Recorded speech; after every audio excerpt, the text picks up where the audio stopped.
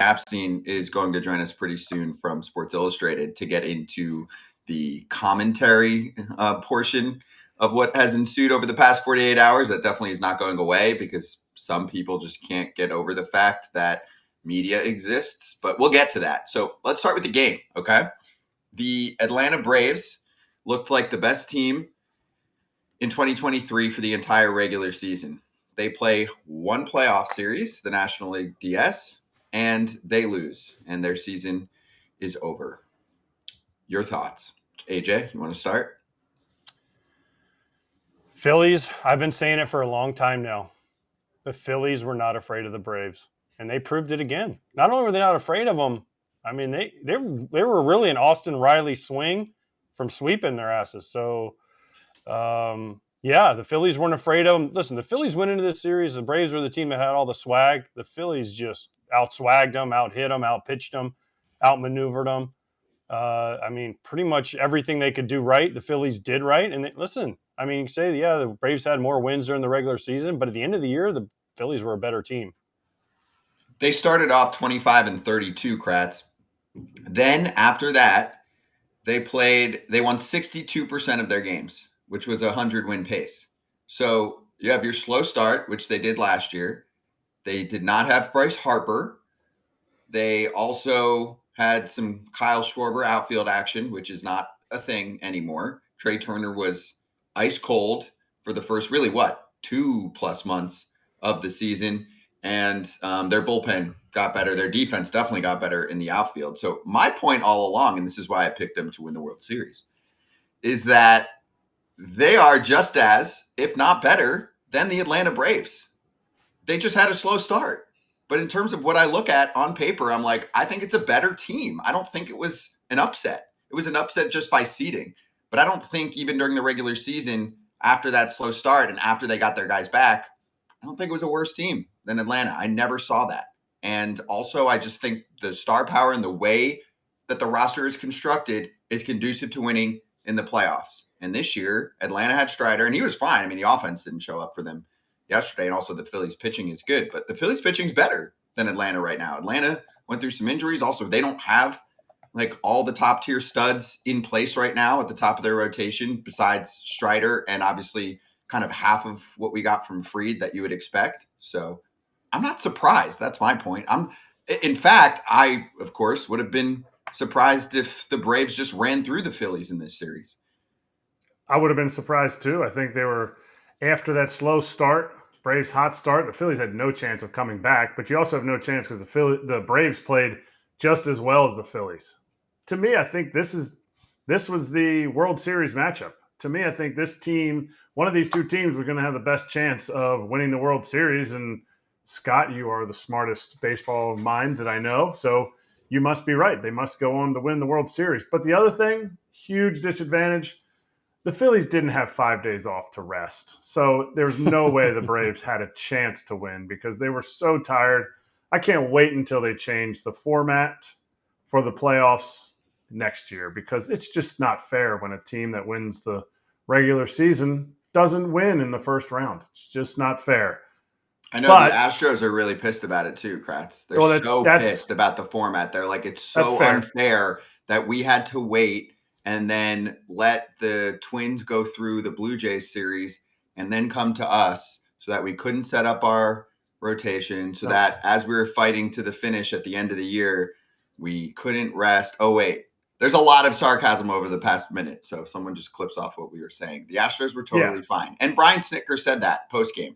And Spencer Strider had great comments too, which we'll run in a second, right? I thought the Braves handled it really well. I thought the Braves were very, very professional about this portion of it. It's more Braves fans, some Braves media. You know, it's to me, the people that complain about the rest are the same people who let their kids win in ping pong and mini golf. Like, you know what? You don't like it? Like, play better. You don't like it? Figure out a way to hit against the Phillies pitching. Figure out a way to navigate how JT Realmuto is game planning against you differently than they did during the regular season. Like, figure out a way to get big hits from your guys. To me, Spencer Strider, as much as like the Philly fans were like, we want Strider, this dude stepped up and he gave them exactly what they needed. Would have been great if he'd thrown 7 shutout. Absolutely. That is almost impossible against this lineup. And to me, he delivered.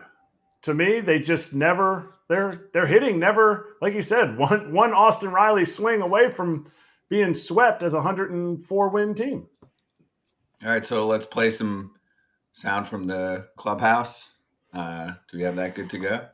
Because it was pretty fun, and there was actually also a dude in the clubhouse who looked just like Kratz. He's not as large of a human, but they wear the same outfit. He's more handsomer. Debatable. By the way, you're all studs. Yeah! How many more we got? We got 8 more!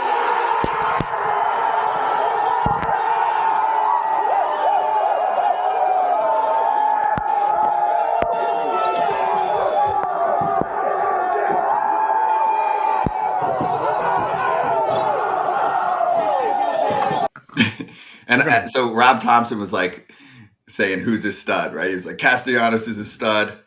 And then also you saw a lot of this from Bryce. Yeah. Do we know what that is yet? No idea, but it seemed pretty funny. We didn't see that in the dugout, did we? That was a new thing. They have so many things. Celebration. They have a lot. They have a lot. But they also have a lot, but they have a lot of everybody doing the same thing too. They seem like a team that is really together. Maybe it's because I spent time around this team last year and I saw the way they interact with each other, or maybe it's, the post-game stuff with the daycare guys, Stott and Bohm and Marsh throwing water and gum and snacks on the player of the game. But there's just there's a team unity to this team that, somebody screws something up, it becomes a celebration in the clubhouse. You never know what anything could be. They could be mocking somebody. Who knows? Oh, there's mocking too by Orion Kirkering.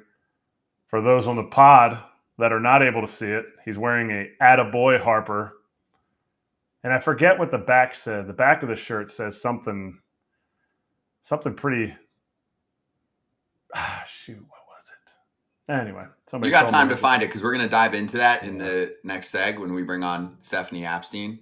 But I'm just curious, AJ, if you feel like these poor offenses around baseball take several days off and can't remember how to hit. So not much from the Atlanta offense. Also, Acuna, had a tough series. What was he, 2 for 14? And a lot of ground ball outs. And we're showing Mark Bowman, who was pissed, who covers the Braves for MLB. Acuna didn't speak after the game. He grabbed his bag and said, quote, "I have to go to the bus," as other players remained in the clubhouse. Bus is not leaving without Ronald Acuna Jr. if he speaks to the media for 4 minutes. Usually those sessions are 4 minutes, just for everyone to know, because I'm in them quite frequently. But not even, right. Braves, okay. AJ, Orioles, although they scored some runs in that series at times. Dodgers offense was pretty bad. What's up? 4 days off before the LCS. So I don't know who's going to complain about the rest because, 4 and 5 days off. What's the big difference? I think it's awful that everyone, listen, I'll give Snicker credit and I'll give the Strider credit for saying what they said. But every other team and every other media is they had too much time off. Well, the Houston Astros had the same amount of time off and they went into Minnesota and whooped them. So I don't know what we're complaining about. Listen, I was on a team that swept 1 and 5, and then we had time off, before the World Series. And guess what we did? We went 11 out of 12. We didn't bitch one time about rest. So I don't want to hear about rest and this and that. Every team that loses that has too much time off says it's too much rest. Screw that, dude. Go out, be ready, figure out how to prepare yourself. When you have 4 days off for the All-Star break, nobody complains. They're all like, oh, we're so happy we had 4 days off. You get 4 days off now and everyone complains. How about you just got beat? Spencer Strider with a masterclass on accepting defeat and responsibility. This from Travis Sawchik, who covers the game for a while. He said it's been lacking from certain players and execs this postseason. So here's the quote from Strider. "The people trying to use the playoff format to make an excuse for the results they don't like are not confronting the real issue. You're in control of your focus, your competitiveness, your energy. If having 5 days means you can't make the adjustment, you have nobody to blame but yourself. Also, I love it. Yeah, So, I love it too. And Snickers said the right thing too. Snickers, like, he said the Astros didn't care, right? But I mean, you heard it about the other teams. You heard it about the Dodgers and Freeman and Betts, 1 for 22, I believe, with the infield hit, right? And then you heard it from the Orioles. Like, why? Again, when you have the All-Star break, Kratz, you get 4 days off. Everybody can't wait for those 4 days off. Oh, yeah. Right? Everyone's like, No oh, we doubt. get 4 days off. And then all of a sudden now you get to the playoffs and you lose because you get beat. Listen, okay, the Orioles got beat by a team, the Rangers, that were just hot. Okay? It happens. Right? The Braves got beat by a team, as Scott said, are a better team, and they are not afraid of the Braves. The Dodgers got beat by the Diamondbacks, a team they have owned for the last 10 years. They were just hot. And Betts and Freeman, listen, no offense, 1 for 22 with your 2 biggest guys at the top of the order isn't going to get it done. So listen, bad timing, whatever you want to call it, but don't blame the rest, because I think that's just a poor excuse of teams that lose. And it's an easy built-in excuse because the media narrates it that way. And I think it's wrong. Just say, hey, you know what? Own up like Strider did. We had time. Strider pitched good twice too. He gave up 4 runs in 2 games. I mean, where was the offense? Where was this offense that was unstoppable the entire year? They didn't show up. That's why they lost. It wasn't because of the rest. They just got beat.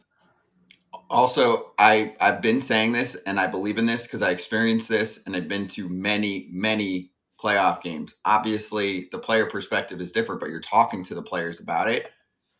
Philly actually feels like a home game in the playoffs and an advantage. I don't feel like most places resonate the same way.